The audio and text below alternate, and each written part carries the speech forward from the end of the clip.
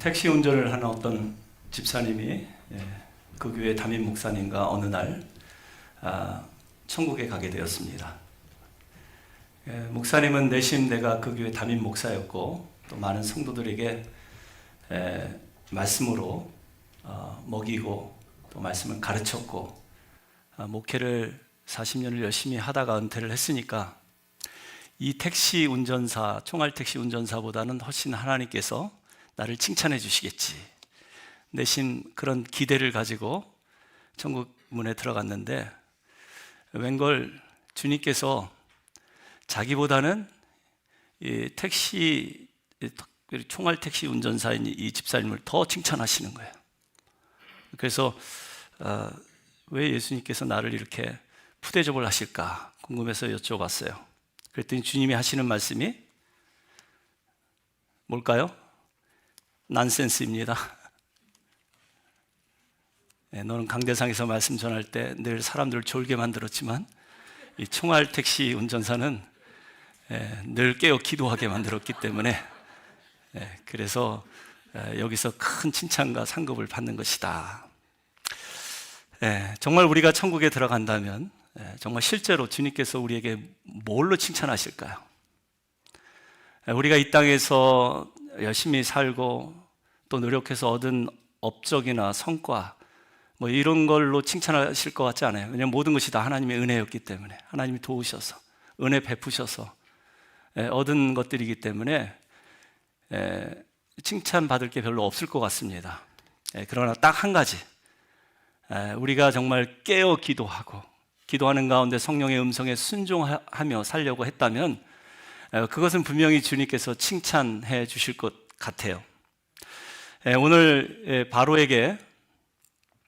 왕이 요셉에게 칭찬을 합니다.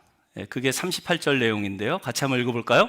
바로가 그의 신하들에게 이르되 이와 같이 하나님의 영에 감동된 사람을 우리가 어찌 찾을 수 있으리요? 하나님의 영, 곧 성령에 감동된 사람을 찾아냈다라는 거예요. 이런 사람 없다라고 칭찬하고 있는 것입니다.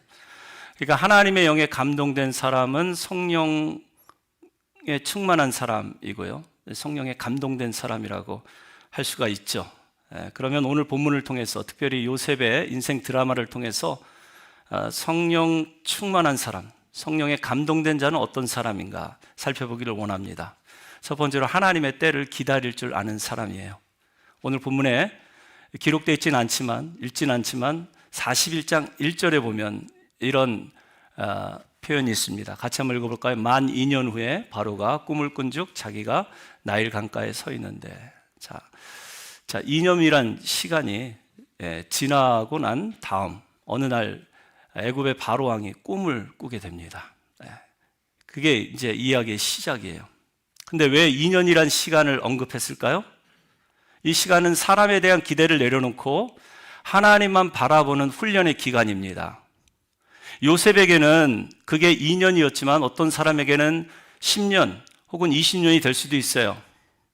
아주 지루하고 참기 어려운 그런 시간일 수 있습니다. 그런데 분명한 것은 그 시간 동안 하나님은 사람을 의지했던 그 사람이 하나님을 의지하도록 만든다라는 거예요.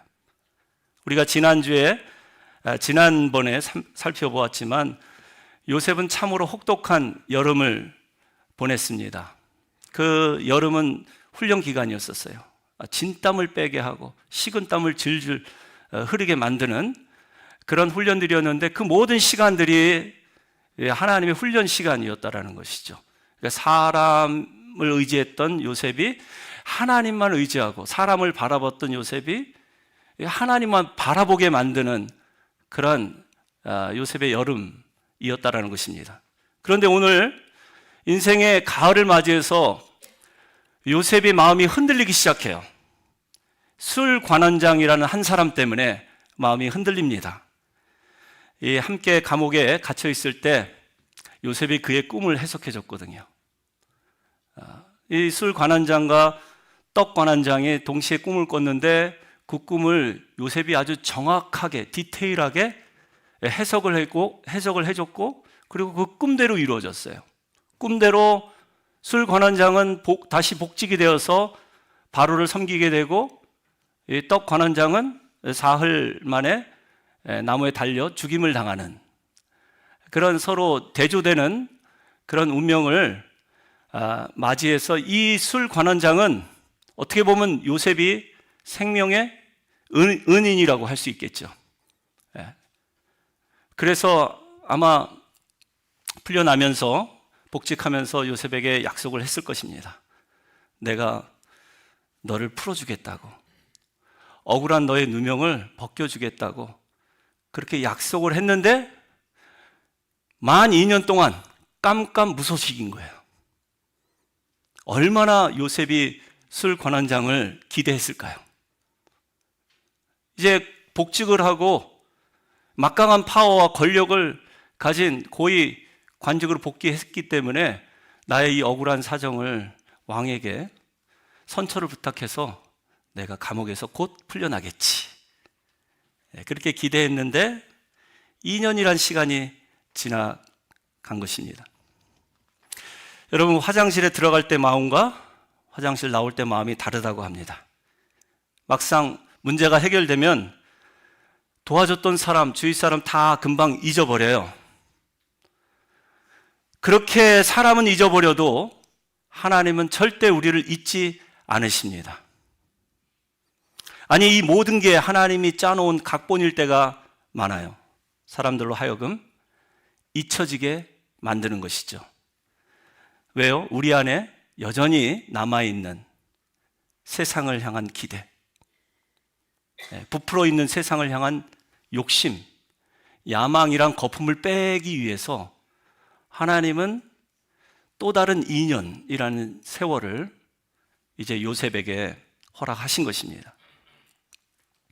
그러니까 하나님이 우리의 인생 가운데 고난의 문제를 해결하지 못하고 삶의 문제를 해결하지 않으시고 시간을 더 끄실 때가 있어요. 더 기다리게 하실 때가 있다라는 것입니다. 그러니까 하나님의 시간표와 우리의 시간표는 분명히 다른 것이죠. 그러나 하나님은 하나님의 시간표에 맞춰서 정확하게 일하세요. 만약에 요셉의 기대대로 이 술 맡은 관원장이 이렇게 선처를 부탁해서 그래서 풀려났다고 생각을 해보시기 바랍니다. 어떻게 됐을까요? 석방은 됐지만 여전히 노예 신분에서 벗어나지 못했을 거예요. 노예 신분에서 벗어나서 그리운 고향으로 돌아가도 아마도 그것은 금이 환향이 아니라 빈털터리, 거지의 모습으로 돌아갔기 때문에 여러분, 그것은 하나님께서 짜놓은 각본이 아닙니다. 그리고 설령 집에 돌아간들 집안 분위기가 어떻게 되겠습니까? 죽었던 아들이 돌아왔으니까 일단 아버지는 기뻐하겠지만 그 형들은 패닉 상태였을까요? 거짓말로 고했기 때문에. 그리고 아버지와 이 형들과의 관계도 원수지간이 되었을 것입니다. 그리고 형들은 말할 것도 없이 요셉과 화해하거나 용서를 빌거나 하는 그것이 아니라 요셉은 형들과 어울리기 어려운, 화해할 수 없는 그러한 관계가 소위 콩가루 집안이 되었을 것입니다. 여러분, 이렇게 스토리가 흘러간다면 하나님의 구원 계획을 다 수포로 돌아가는 거예요. 요셉을 통해서 앞으로 이 땅에 닥칠 큰 재앙, 이 기근으로부터 요셉을 통해서 하나님이 구원함을 베풀기를 원하시는데 그 계획이 수포로 돌아가는 거예요. 그리고 요셉의 가족을 애굽으로 이주시켜서 하나님께서 아브라함에게 하신 약속, 내 자손이 하늘의 별과 같이 또 바다의 모래알 같이 무수하리라, 이 약속도 수포로 돌아갈 수 있는 것이죠. 그러니까 여러분, 이 요셉이 이 치밀하고 원대한 하나님의 계획을 알았겠어요? 전혀 모르죠. 모르니까 자꾸 자기를 좀 빼달라고, 이 상황에서 벗어나게 해달라고 사람을 믿고 사람을 기대하고 있는 거예요. 여러분, 우리 또한 우리를 향한 하나님의 계획을 알지 못하기 때문에 상황이 너무 힘들어지니까 그저 인간적인 생각으로, 세상적인 방법으로 그 상황에서 모면하려고, 그 상황에서 벗어나려고 할 때가 있습니다. 그것 때문에 열심히 기도할 때가 있어요. 그런데 그것은 근본적인 해결책이 아니라는 거예요. 하나님의 때를 기다릴 수 있어야 한다는 것입니다. 하나님은 아십니다. 언제 요셉이 풀려나야 하는지, 언제 여러분의 삶의 문제가 해결되어야 하는지 하나님은 다 알고 계세요. 정확하게 알고 계세요. 하나님은 그 타이밍에 맞춰서 일하시고 역사하십니다. 우리는 그때까지 참고 기다리는 것입니다. 기다리는 게 그냥 기다리는 게 아니라 어떻게? 약속의 말씀 붙들고 깨어 기도하면서 하나님 맡겨주신 사역과 직분 성실하게 감당하면서 하나님의 때를 기다릴 줄 아는 사람, 이 사람이 성령 충만한 사람임을 기억하시기를 바랍니다. 하나님의 때가 차면 하나님께서 이제 높이신 때가 오잖아요. 요셉을 보면. 그러니까 그 때를 아는 지혜, 분별력이 우리에게 필요한 것이죠. 두 번째, 성령에 감동된 사람, 어떤 사람입니까? 항상 어디서나 누구 앞에서나 하나님만 드러내는 사람. 하나님이 하셨습니다. 하나님께 영광 돌립니다. 그렇게 말할 수 있는 사람, 이 사람이 성령 충만한 사람이라는 것입니다. 자, 2년이 지난 후에 이제 바로 왕이 두 개의 꿈을 꾸었는데 시리즈로 꾸게 됩니다. 누가 들어도 다 악몽이에요. 꿈에 아름답고 살진 암소 7마리가 나일 강가에서 올라와서 갈대밭에서 풀을 뜯어 먹어요. 여기까지는 좋은데 그 뒤에 아주 흉하고 파리한 빼쩍 마른 다른 암소 7마리가 올라와서 이 토실토실하고 살찐 이 암소들을 잡아먹기 시작합니다. 여러분, 우리는 이 장면을 그냥 뭐 그런가 보다 하고 넘어갈 수 있겠지만 한번 상상해 보시기 바랍니다. 여러분들의 꿈에 이 파리하고 빼짝 마른 흉한 7암소가 소가 소를 먹고 있는 거예요, 지금. 육식동물 사자나 호랑이가 소를 잡아먹는 게 아니라 초식동물 소가 소를 지금 잡아먹는, 그래서 입가에 얼굴에는 그냥 피범벅을 그리고 꿈에 여러분들 노려보고 있다고 한번 생각해 보세요. 바로가 이 꿈을 꾸고 아주 식은땀을 흘리면서 잠에서 벌떡 깨어납니다. 그리고 다시 잠을 청했는데 또 비슷한 그런 악몽을 꾸게 되죠. 그것은 아주 탐스럽고 실한 그런 이삭이 한 줄기에서 올라왔는데 또 다른 7 이삭이 아주 흉하고 동풍에 바짝 마른 이삭이 올라와서 또 이걸 다 먹어버리는 그런 아주 무서운 징조의 꿈을 꾸면서 대충 알았을 거예요. 아, 이게 우리 애굽의 미래를 암시하는 불길한 징조의 꿈이겠구나. 그래서 애굽에 있는 많은 점성술가들, 천문학자들, 꿈을 해석할 수 있을 만한 그런 현인들을 다 궁궐로 대령시킵니다. 그런데 아무도 그 꿈을 해석할 사람이 없는 거예요. 이때, 자, 2년이 지난 이때 비로소 술 관원장이 요셉을 떠올립니다. 아, 그때 요셉이란 히브리 노예가, 그 소년이 내 꿈을 해석해줘서 오늘날 내가 바로 앞에서 이렇게 다시 복직이 되어서 일을 할 수 있게 되었습니다. 그 히브리 소년 요셉은 바로 왕의 꿈을 해석할 수 있을 것입니다. 추천을 해요. 그래서 머리를 깎고 목욕제계를 하고, 그리고 요셉이 이제 바로의 왕궁에 나타납니다. 여러분, 참 재밌지 않아요? 하나님께서 쓰신 각본은 이 세상 드라마보다 더 재밌는 것 같아요. 약간 막장 드라마 같은 느낌이 있긴 하지만 반전에 반전을 거듭하는 그러한 내용입니다. 요셉이 얼마나 긴장했을까요? 바로왕 앞에 선 요셉, 정말 바로왕 앞에 섰다는 그 자체가 오금저릴 그런 일입니다. 지금 말 한번 잘못하면 어떻게 돼요?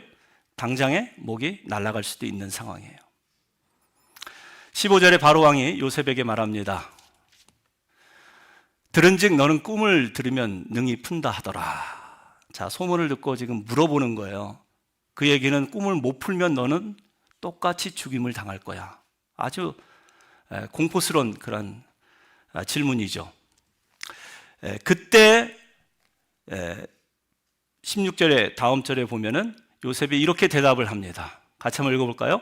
요셉이 바로에게 대답하여 이르되 내가 아니라 하나님께서 바로에게 편안한 대답을 하시리이다. 지금 바로 왕은 요셉의 입술만 주목하고 있습니다. 바로뿐만 아니라 많은 신하들이 지금 잘못 고했다가 어설프게 말했다가 지금 다 죽임을 당한 그 점성술가들, 그 마술사들 혹은 애굽의 그 똑똑하다는 현자들 다 일일이 보면서 지금 제가 지금 무슨 얘기를 할까? 만약에 똑같이 그렇게 어설프게 얘기하고 자신 없게 그렇게 얘기했다면 저것도 가짜다. 당장에 저놈의 목을 쳐라. 아마 그런 위태한 그런 상황이었을 것입니다. 그런데 요셉은 뭐라고 얘기를 해요? 네가 그렇게 꿈을 잘 해몽한다며 내 꿈 한번 해몽해봐라. 그렇지 않으면 넌 죽은 목숨이야 라고 얘기했는데 내가 아닙니다. 내가 믿는 하나님이 바로 왕에게 편안한 대답을 해줄 것입니다. 여러분, 지금 많은 사람들은 요셉만 바라보고 있는데 요셉은 어떻게 하고 있어요? 그 시선을 하나님께 돌리고 있는 거예요. 내가 아니라 하나님께서 당신에게 편안한 대답을 하시리이다. 여러분, 이 상황에서 우리 하나님께서 얼마나 마음이 뭉클하고 마음이 흐뭇해 하셨을까요? 하나님만 바라봤던 요셉, 13년이라는 시간 동안 인생의 밑바닥을 치면서도 여전히 하나님만 바라봤던 요셉이 이제는 그 믿음이 빛을 발하는 순간이에요.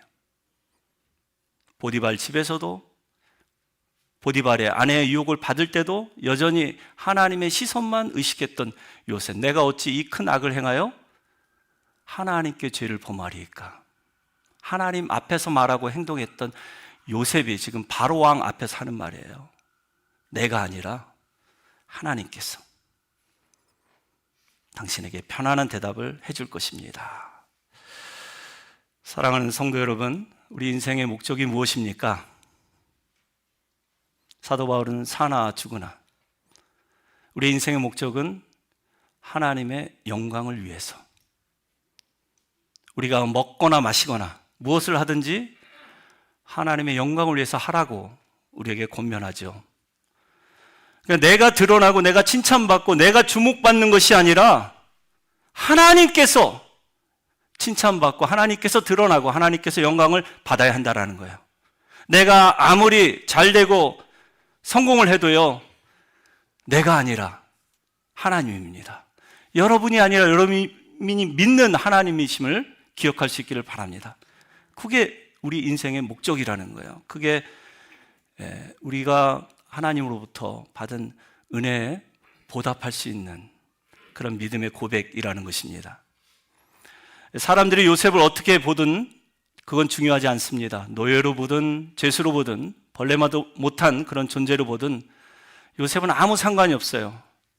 중요한 건 하나님께서 자신을 어떻게 보고 계시냐.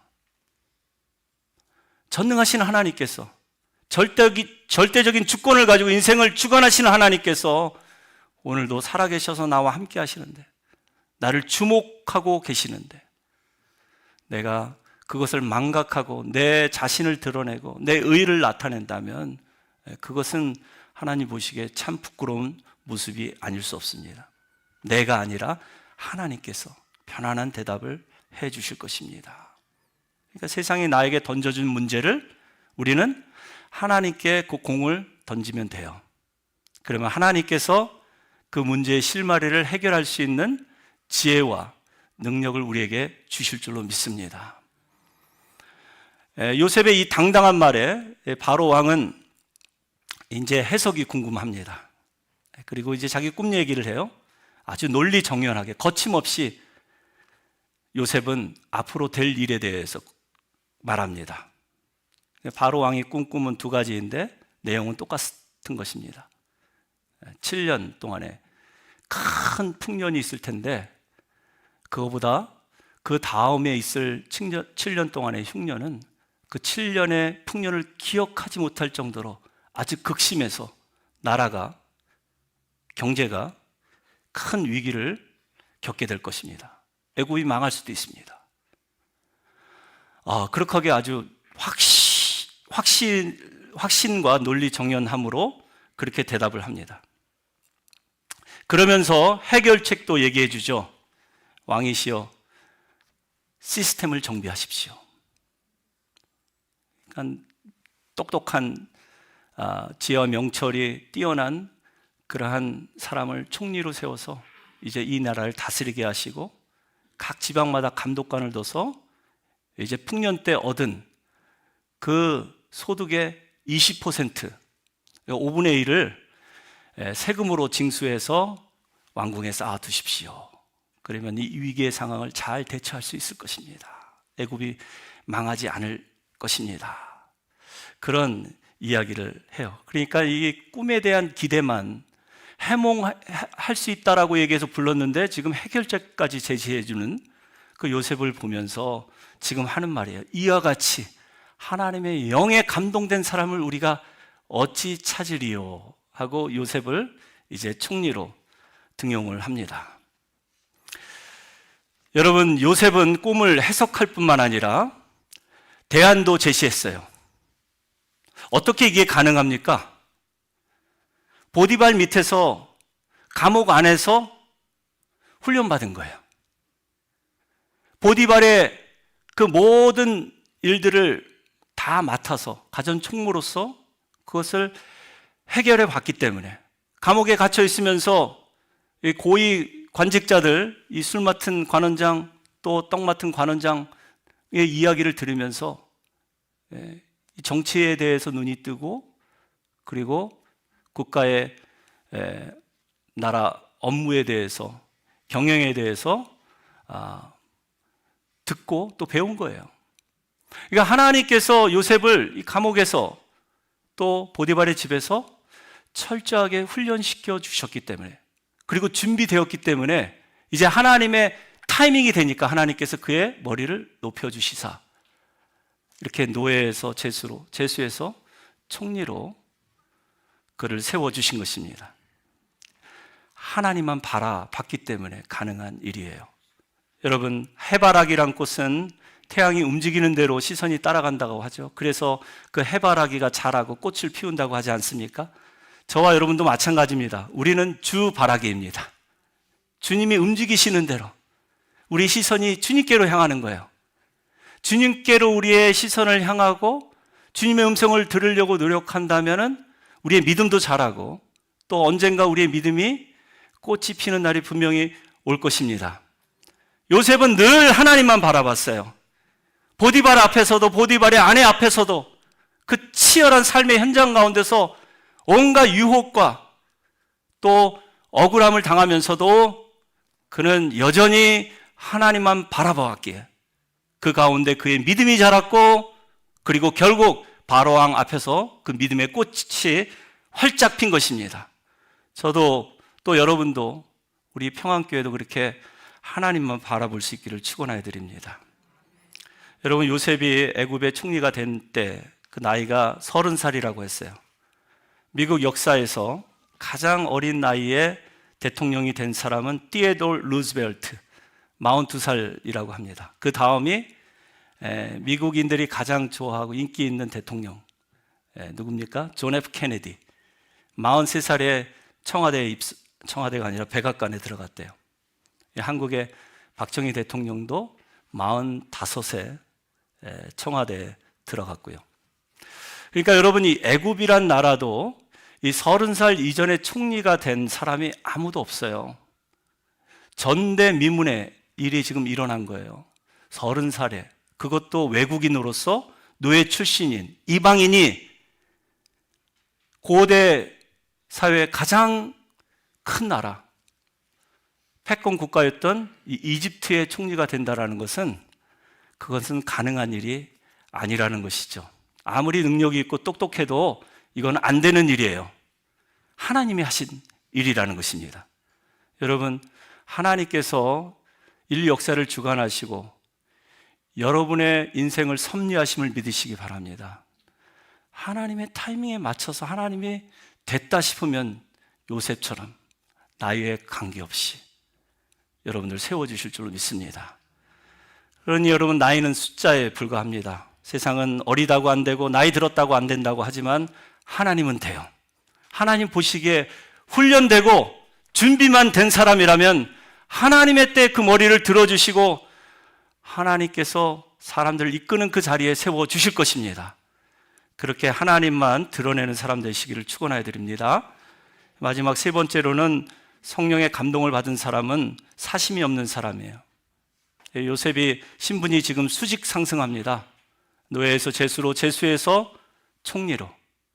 신분 세탁한 게 아니라 신분에 놀라운 격상이 일어난 거예요. 어떻게 이런 일이 가능합니까? 사심이 없어서 그래요. 요셉은 마음을 다 비워버렸어요. 그래서 애굽 왕 바로가 요셉을 눈여겨보는 거예요.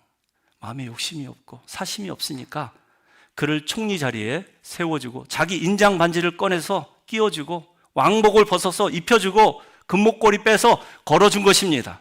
그것도 모자라서 애굽에서 자기 다음 제2인자임을 공식적으로 드러내기 위해서 어떻게 합니까? 퍼레이드를 준비하고 요셉이 그 황금 마차를 타고 지나갈 때 모든 백성들이 다 그 앞에 엎드려 절하게 만들어요. 어디서 많이 본 광경 아닙니까? 우리 하나님께서 예수님을 그렇게 하셨어요. 하나님의 본체셨는데 하나님과 동등됨으로 여기지 아니하시고 자신을 철저하게 비우는 삶을 살게 하셨고, 그리고 자신을 비울 뿐만 아니라 낮추시사 하나님의 말씀에 죽기까지 순종한 우리 예수님을 우리 하나님께서 그러므로 어떻게 하십니까? 빌립보서 2장 9절부터 11절까지 말씀을 같이 읽도록 하겠습니다. 이러므로 하나님이 그를 지극히 높여 모든 이름 위에 뛰어난 이름을 주사 하늘에 있는 자들과 땅에 있는 자들과 땅 아래에 있는 자들로 모든 무릎을 예수의 이름에 꿇게 하시고 모든 입으로 예수 그리스도를 주라 시인하여 하나님 아버지께 영광을 돌리게 하셨느니라. 여러분, 이렇게 자신을 낮추는 사람, 비우는 사람, 그리고 하나님의 말씀이라면, 하나님의 뜻이라면 죽기까지 순종할 줄 아는 사람에게는 예수님에게 주신 그 축복이, 또 요셉에게 바로왕이 준 그 축복이 오늘날 저와 여러분에게도 유효함을 기억할 수 있기를 바랍니다. 어떻게 한대요?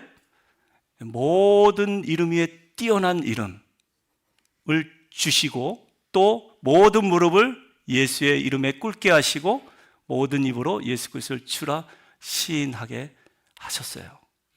그래서 하나님 아버지께 영광을 돌리게 하십니다. 사랑하는 여러분, 요셉은, 구약의 요셉, 이 창세기의 요셉은요, 신약의 예수님을 그대로 반영합니다. 예수님의 그림자 역할을 한 사람이 요셉이에요.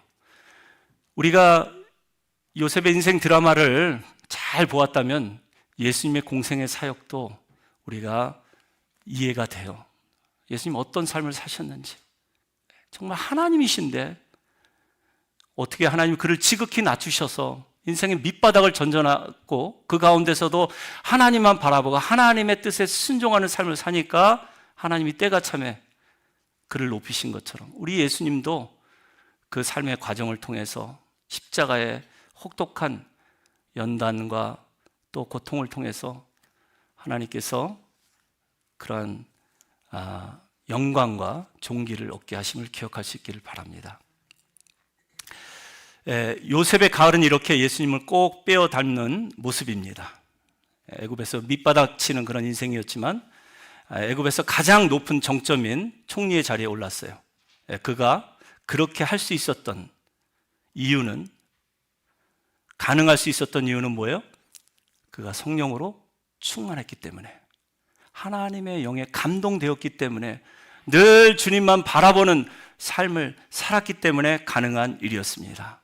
그러기 위해선 우리가 하나님의 때를 분별하고 그때까지 참고 기다릴 수 있어야 합니다. 그리고 언제 어디서나 누구 앞에서나 늘 하나님만 드러낼 수 있어야 합니다.